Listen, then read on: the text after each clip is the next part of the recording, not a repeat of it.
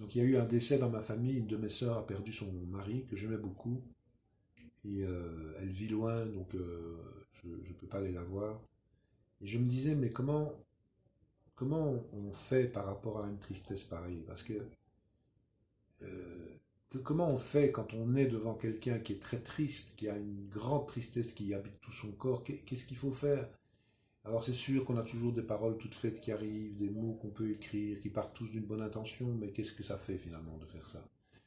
Et moi j'en suis arrivé à la conclusion que je crois que ce qu'il faut faire, en tout cas moi c'est ce que je fais, ce que je compte faire, c'est par ma présence auprès d'elle, même si c'est une présence lointaine, c'est autoriser sa tristesse, c'est-à-dire lui permettre d'être triste, lui permettre d'exprimer cette tristesse, de la répandre, de la pleurer, de la faire sortir, parce que c'est ça qu'on doit faire, c'est exprimer, c'est faire sortir de soi et avoir l'autorisation de le faire, plutôt que des interdictions qui viennent de gens qui nous disent que ça va aller, que c'est pas grave, qu'il y a des gens qui ont vécu des choses plus difficiles, et donc on est toujours en train de devoir retenir ce qu'on ressent profondément, alors que pour s'en débarrasser, il faut le faire sortir.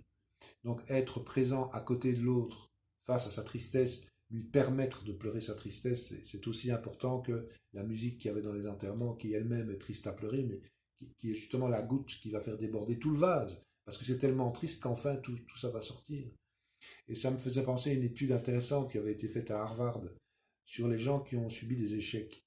Et ils essayaient de savoir quels sont ceux qui s'en sortaient le mieux. Est-ce que c'est ceux qui avaient justement fait preuve de positivité en disant ça va aller, c'est pas grave, etc. Ou bien au contraire ceux que cet échec avait complètement effondré.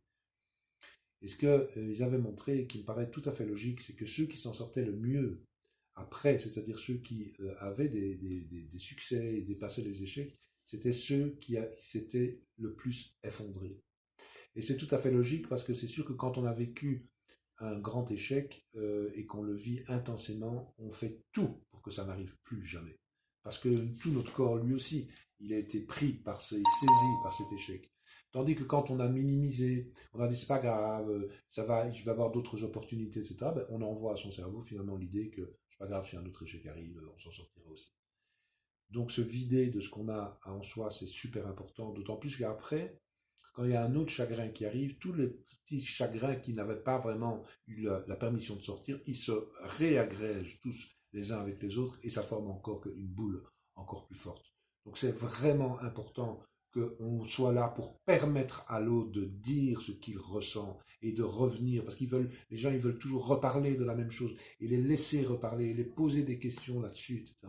Ça c'est beaucoup plus utile. C'est beaucoup plus dur aussi parce qu'on est confronté tout le temps à la tristesse de l'autre. Je suppose que c'est pour ça qu'on évite de le faire. Mais il faut s'oublier à un moment donné. Hein. Il faut s'oublier, il faut être celui qui donne la permission à l'autre de sortir ce qu'il y a à sortir.